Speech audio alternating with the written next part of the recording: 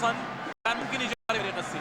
لو لاحظ علي عيد فرجة يعني كان المفروض يخلص من البداية مع علي من مركز 4 و3 و2 لغاية المساء، لأنه لاعب فوق فعلا. يعني كما قلت لك ان اللاعب هذا ما في لاعب راح يلعب لك 5 اشواط اذا لياقته علي.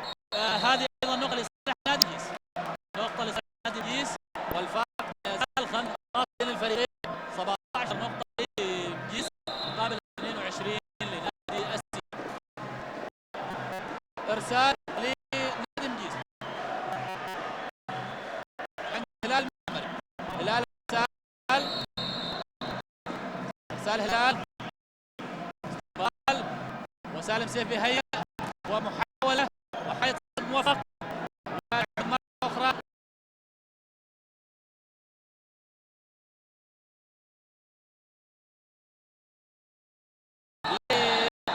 محمد شهباز. محمد شهباز بيكسر النقطة رقم 23 لصالح نادي السيب.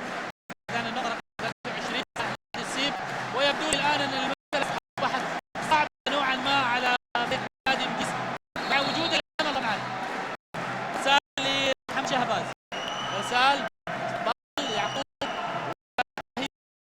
ومحمد طفيل، واستسهال من لاعبي فريق نادي السيب، وتعود مره اخرى هلا هي محمد طفيل يرسل كره قويه واستقبال جيد ايضا جمال السليمي، وهذه الكره الى خارج الملعب ونقطه لصالح نادي الجيش. نقطه لصالح نادي الجيش ايضا 18 نقطه للجيش مقابل 23 نقطه لصالح نادي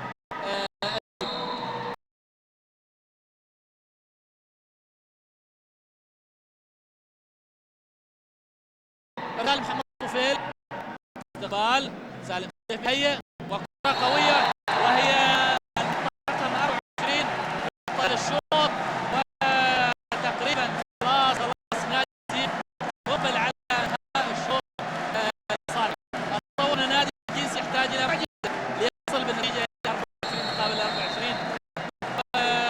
لكن طبعا ما شيء مستحيل، مستحيل الرياضه ابدا، كل شيء جائز.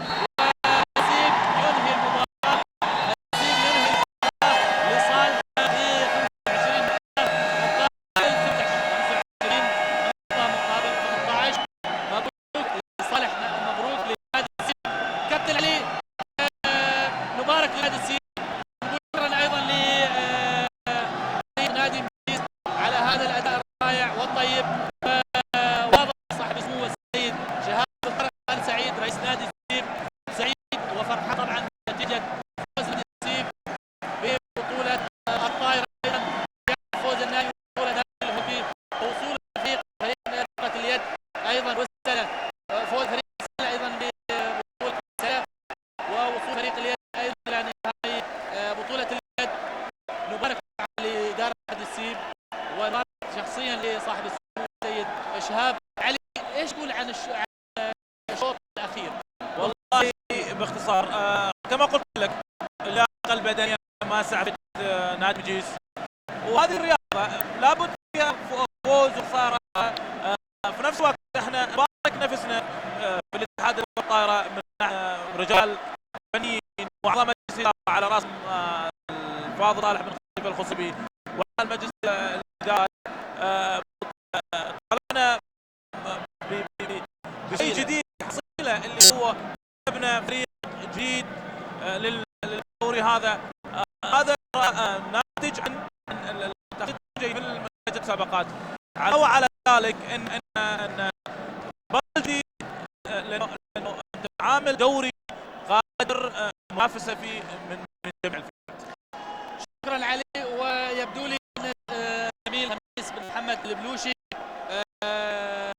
يعني تهيأ لاجراء بعض اللقاءات من داخل ارض الملعب مع لاعبين الفريقين والجهاز الفني والاداري لفريق نادي السيب او نادي الجيش، ولغايه ما يجلس الزميل خميس الحقيقه اقول كلمه. الفريقين بدأوا اللقاء بالعناف بالحب، ايضا اول لقاء والعناق بالحب وبتبادل التهنئة لاعبي فريق نادي الجيس، إدارة فريق نادي الجيس والجهاز الفني والإداري لفريق نادي الجيس هنأوا فريق نادي السيب على الفوز في المباراة. خميس يبدو لي انك تجاهز وعندك لاعبين اثنين من نادي السيب. خميس الكلمة تفضل.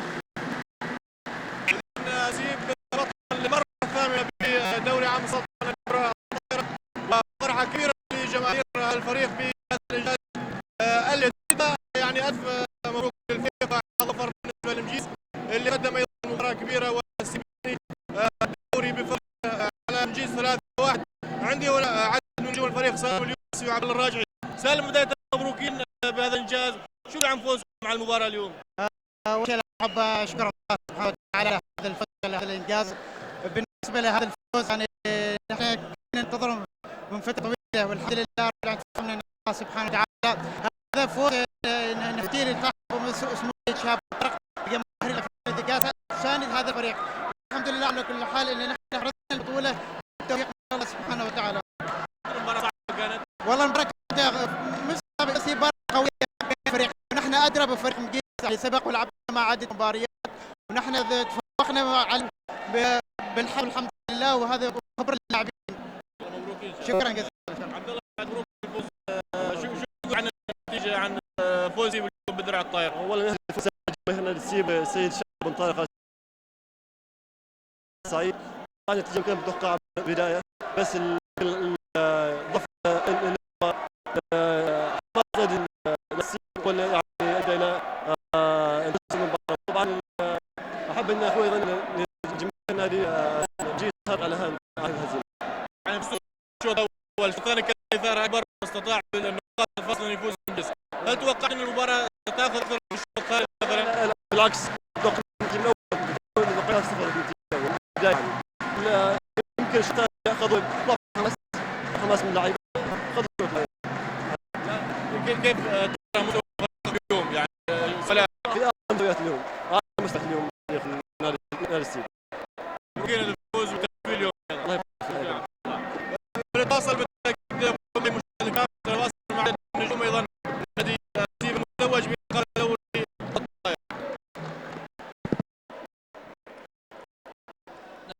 نتواصل اعزائنا المشاهدين من هنا من الصاله الرئيسيه في جامعه الطائر الرياضي خوش لقاء المباراه النهائيه بين نادي جيس ونادي السيب، ونبارك لنادي السيب هذا الفوز. الان بعد قليل سوف يتفضل معالي راعي المباراه النهائيه بتتويج الفرق فائزه بالمراكز الثلاثه الاولى في الدوري هذا القسم. ويبدو لنا الزميل خميس بن محمد البلوشي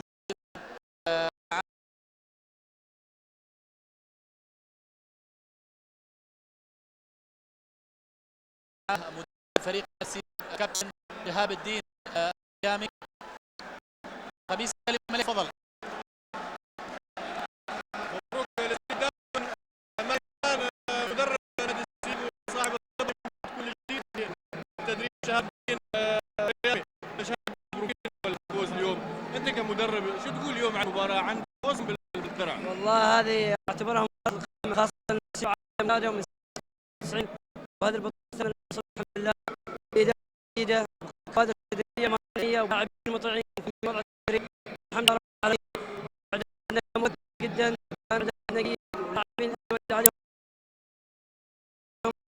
وسيلعب وسقفوا ويلعب حق الوصول. وصل المباراة فنيا يليق مستوى النهائي في الشوط الثاني كسب ميس لازم حماس في تبادر في الأداء الفريقين. الحمد لله رب العالمين. السيب لعب الحمد لله واستحق الفوز.